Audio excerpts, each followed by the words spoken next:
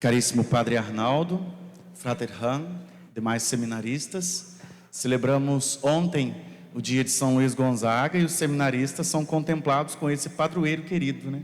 Muita força e vitalidade para a vocação de vocês, as nossas também, né? Fomos um dia seminaristas, né, Padre Arnaldo? Essa vocação é uma das vocações que fazem parte desse grande conjunto do mistério que celebramos hoje, o seguimento de Cristo. E a liturgia de hoje é muito favorável para a nossa caminhada cotidiana.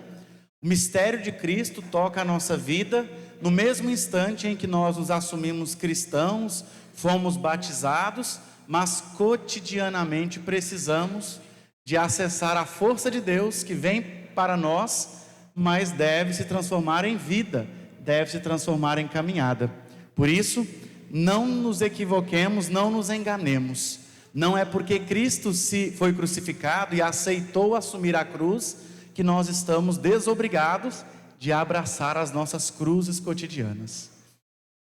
A primeira leitura que ouvimos do profeta Zacarias nos inspira em um contexto profético, um contexto de reforma do templo em Jerusalém. E a profecia de Zacarias é importante para compreendermos que desde antes de Cristo, a vida doada já era vista como um ato heróico, um ato salvador para Israel. Zacarias traz a imagem desse profeta anônimo. Uns dizem que podem ser o rei Josias, que foi morto numa batalha.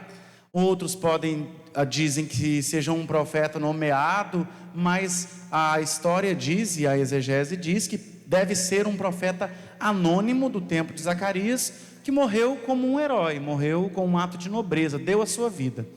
Fato é que a profecia, ela ainda continua sendo anúncio e denúncia. Ao mesmo tempo em que assumimos a palavra de Deus para a nossa vida, vimos as celebrações, participamos semanalmente da Santa Missa, cotidianamente, aqueles que podem, e vamos tomando a palavra de Deus para nós, e ela se transforma em vida. E nós, de fato, louvamos pais e mães, homens e mulheres que são capazes de dar a vida uns pelos outros.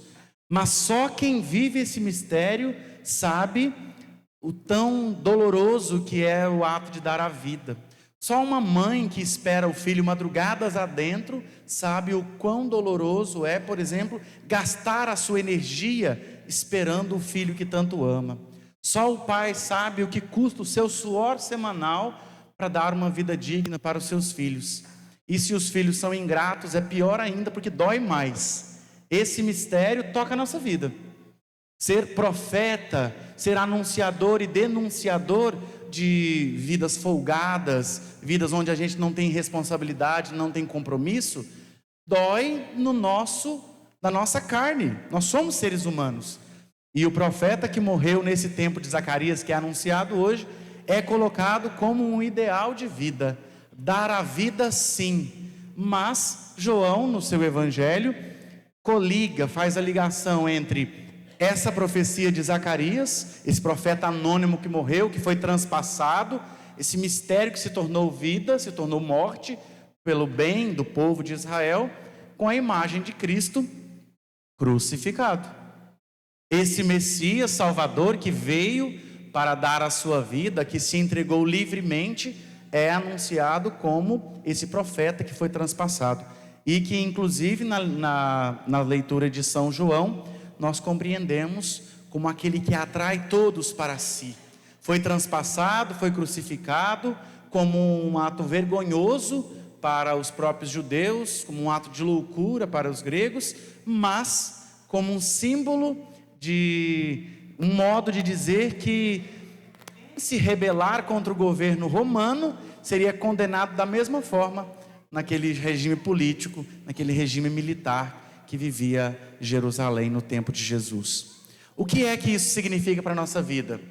Que a imitação de Cristo, que nós veremos mais explicitamente na segunda leitura e no Evangelho, é para nós um modelo de vida.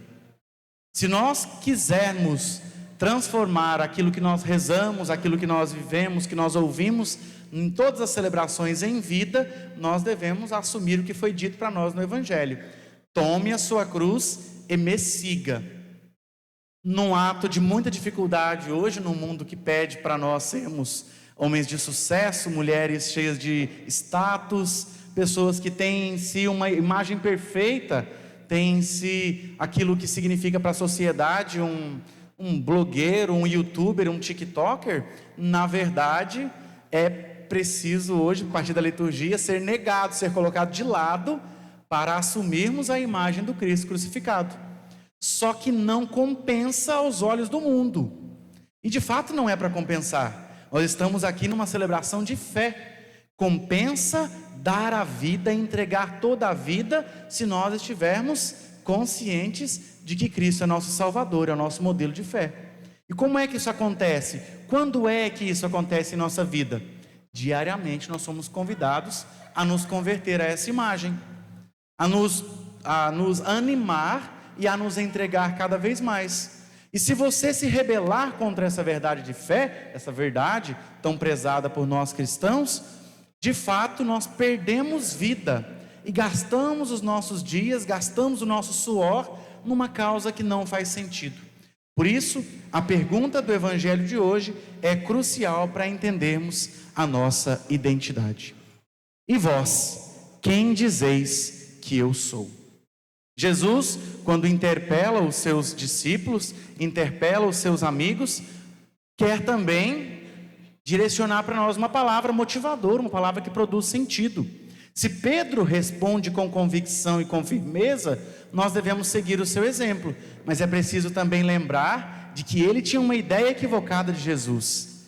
Pedro era um daqueles que achavam que o Messias, o Cristo, viria como um libertador, como um revolucionário, como um chefe político. E o reinado de Cristo vem através de uma cruz, um reinado da ternura, um ato de amor redentor, uma entrega que para nós faz sentido e é o sentido da nossa vida, mas que por vezes, se nós formos pensar no nosso cotidiano, não é levada tão a sério.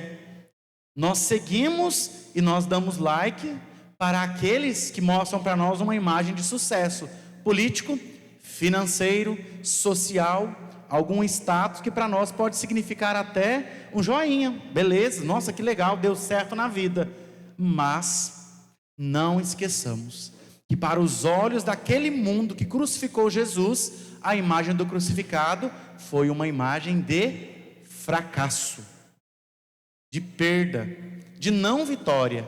Só que nós somos cristãos e, ajudados por São Paulo, por todos os outros que comentaram, pelos santos padres da igreja, conseguimos fazer a transformação da imagem de um fracasso para uma imagem de salvação e de redenção, um sacrifício redentor, um ato de entrega que produz sentido para a nossa vida hoje. Então, o sucesso que o mundo nos apresenta não nos serve como modelo, não nos serve como referência.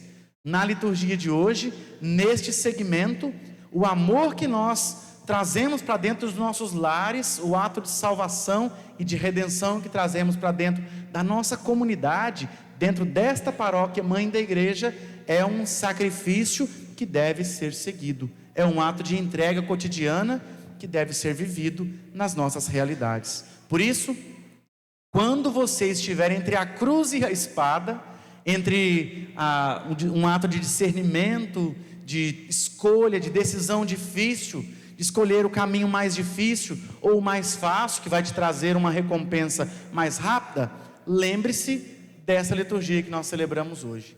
O caminho do cristão é o caminho do abraço da cruz, o caminho da aceitação do sofrimento. Mas, diácono, será possível que o senhor está falando que nós temos que sofrer mais porque nós somos cristãos? Não. A diferença é que quando nós somos cristãos de fachada, cristãos só para mostrar para os outros, nós acabamos escolhendo de acordo com o mundo, acabamos escolhendo de acordo com o caminho mais fácil, esquecendo a liturgia de hoje, esquecendo o convite de acolhermos a identidade de Jesus. Tu és o Cristo de Deus. E isso significa, de acordo com a primeira leitura, que ele foi e precisou ser transpassado. Nós também somos transpassados pelos sofrimentos das nossas vidas e não devemos negar essa realidade. O outro lado da história é quando nós queremos mostrar para o mundo que nós temos algum tipo de vanglória, algum tipo de liberdade, algum tipo de máscara que diz para o mundo que nós temos sucesso porque somos cristãos ou porque nós seguimos esse caminho ou outro. O caminho de Cristo é o da aceitação paciente da cruz. Nós não devemos ser mentirosos para o mundo. Ao sairmos desta igreja, ao atravessarmos essa porta que nos distingue do mundo celeste, desse mundo de vida eterna e do mundo real, que também aqui é real, mas lá fora nos implica algumas outras realidades, trabalho, estudo, vocações, profissões, nós não podemos esquecer que a nossa face deve ser também a face do crucificado, a face daquele que se doou por amor à humanidade inteira.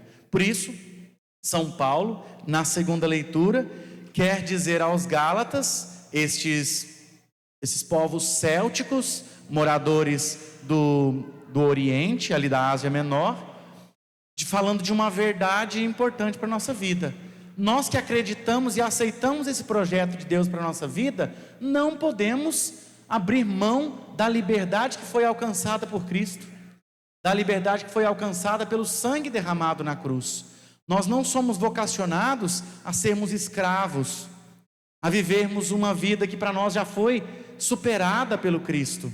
Os Gálatas, por terem sido formados e encontrados cristãos judaizantes, estavam um pouco confusos sobre qual a fé que deveriam seguir. E São Paulo os exorta a serem livres com a liberdade que Cristo doou para todos nós. Quem sabe nós também não estamos passando por momentos em nossa vida onde temos que acessar essa liberdade, dizer ao mundo que nós escolhemos com as nossas próprias forças, as nossas próprias convicções, abraçar a nossa cruz, e por causa disso talvez sejamos criticados, debochados no meio do mundo. Nós precisamos ter a coragem de bater no peito e dizer lá fora também: eu sou cristão. Tenho convicção de que a minha fé é baseada num ato de amor que envolveu cruz, que também precisou de um derramamento de sangue. E o Cristo que eu creio fez isso por livre vontade. Na sua vida também nós temos que acessar essa fé e temos que demonstrar isso. Faz parte do profetismo anunciado por Zacarias na primeira leitura. A denúncia e o anúncio são para nós também sinais de morte, de renúncia, como diz o Evangelho. Não tenhamos medo, pelo contrário, pela participação, pela vivência dos sacramentos e pela participação na Eucaristia, sintamo-nos, porque é isso que Deus quer para nós, sintamo-nos encorajados a sermos livres de verdade, a acolhermos o mistério da cruz por completo, não negar para o mundo que existe sofrimento em nossa vida, e que o status que nós recebemos é, na verdade, amor, caridade, entrega. Não tenhamos medo de nos dar uns aos outros no estado de vida que nós temos hoje. Casados, se doem uns aos outros no matrimônio que os une, que é mistério da aliança de Deus conosco. Filhos, se doem aos seus pais sendo obedientes, ouvindo com atenção aquilo que eles têm para vos ensinar. Pais, amem os seus filhos como se eles fossem o próprio menino Jesus na vida de vocês. Sinal de salvação, de redenção. Uma criança dentro de uma casa é anúncio alegre de salvação. Amem os seus filhos. E nós solteiros, nós religiosos, nós padre, tenhamos a coragem de dizer para o mundo que a nossa vida é totalmente dedicada a Deus, inclusive nas solidões e nas angústias que nós assumimos por causa da nossa fé. Viúvos e viúvas, a mesma coisa. Separados e separadas, também a mesma coisa. Todos nós somos convidados a oferecer o sofrimento que é particular a cada um de nós, pela nossa salvação e pelo amor aos irmãos que devemos ter.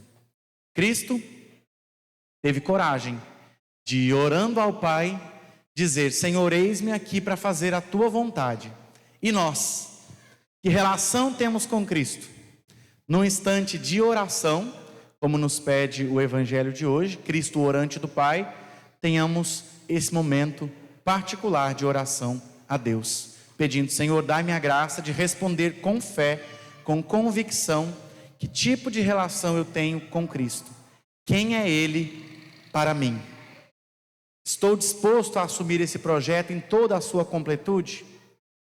Dai-me a graça, Senhor, de não ser um mentiroso em relação à fé, de não ser hipócrita em relação à fé, mas assumir todas as implicações que esta fé me dá, me pede.